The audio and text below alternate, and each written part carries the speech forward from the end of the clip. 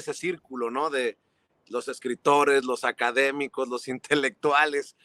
Roger Bartra recibió tremenda exhibidota del presidente, junto a Lorenzo Córdoba de simulador. Carmen Aristegui también se llevó su repasón en la mañanera hoy, pero Roger Bartra, porque el presidente dice, hay unos que de la derecha terminan tratando de rectificar el camino en la izquierda en sus últimos años, pero hay de los que de la izquierda terminan pues siendo más conservadores que los conservadores, ¿no?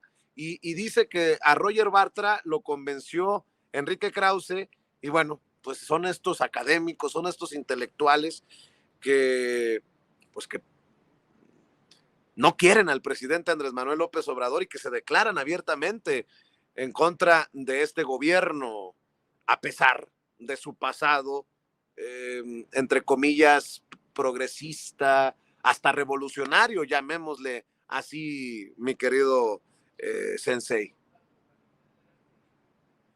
Fíjate que cuando estaba yo pensando eso, cuando me pasaron los temas y estaba analizando yo esta parte, hay que recordar de Roger Bartra 2 libros fundamentales en las últimas décadas, que es La jaula de la melancolía y el recopilado que hace de Anatomía del Mexicano, que me parecen muy acertados.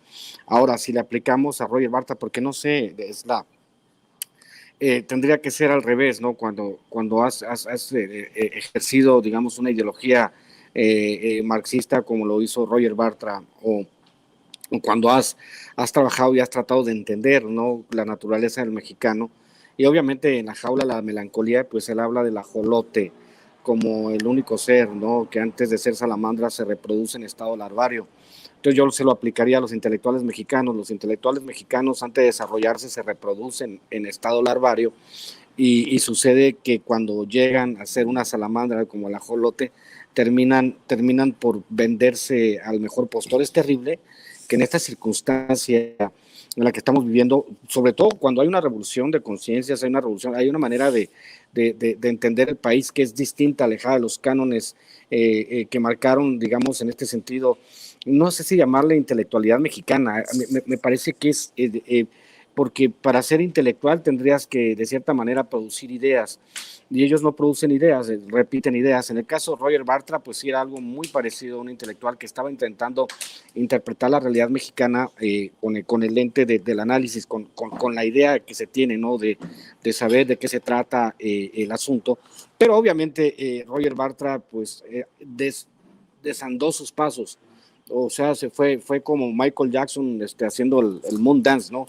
Se fue caminando para atrás, y es terrible que haya escrito algo, porque empecé a leer el panfletario El regreso a la jaula, que es pues un ataque obviamente velado al presidente López Obrador, y te preguntes, ¿cómo lo planteaba bien el presidente en la mañana? O sea, ¿dónde fue que la puerca torció el rabo? O digamos, si voy a parafrasear a Vargas Llosa, ¿en qué momento se jodió Perú? Yo me preguntaría en qué momento se jodió Bartra, porque tenía todas las posibilidades de trascender la historia, y pareciese que después de estos éxitos, después de estos análisis tan maravillosos y meticulosos en esos 2 libros que te menciono, regresa al tipo, se convierte en una regresión terrible lo que está haciendo. Pero uno no puede dejar de entender que obviamente escribir con la víscera es terrible. En el caso de él, como bien lo decía el presidente, haberle hecho caso a Krause, pues, y haberse convertido en una persona visceral, cuando no te puedes permitir la visceralidad, digamos, en esas alturas del Olimpo mexicano de las letras, y es terrible para él. Sí, pues obviamente los intelectuales mexicanos están involucionando, no evolucionando, porque se casaron con ciertas ideas y ahora están pagando las consecuencias del descrédito total. ¿Qué te puedo decir? A final de cuentas, a Roger Bartra hay que leerlo hasta Anatomía del Mexicano y La jaula de la melancolía, y ya después de ahí agradecerle y decirle que se vaya al retiro, como le diríamos en el caso del doctor Vargas y Mister Llosa, ¿no?, que es un excelente novelista, pero cada que abre la boca y habla de política, él mismo reconoce que es un vocero del Fondo Monetario Internacional y que defiende las ideas más rancias de derecha, y que pues también tiene su dinero en paraísos fiscales y es un gran evasor de impuestos. Entonces, para ellos, para los intelectuales mexicanos, la pregunta sería, ahora yo haría esta reflexión, ¿qué sería bueno? ¿Cómo quieren ser recordados en la historia? como simples voceros de la derecha o como alguien que en su tiempo tuvo ideas fecundas y pudo hacer cosas importantes al analizar la naturaleza del mexicano. Terrible que hayan terminado en un estado de servidumbre a la derecha, porque digo, siendo intelectual no tendrías que estar en esta circunstancia opinando toda esta clase de estupideces. En fin, un requiem por Bartra, ¿no? Eres tremendo, maestro. Oye.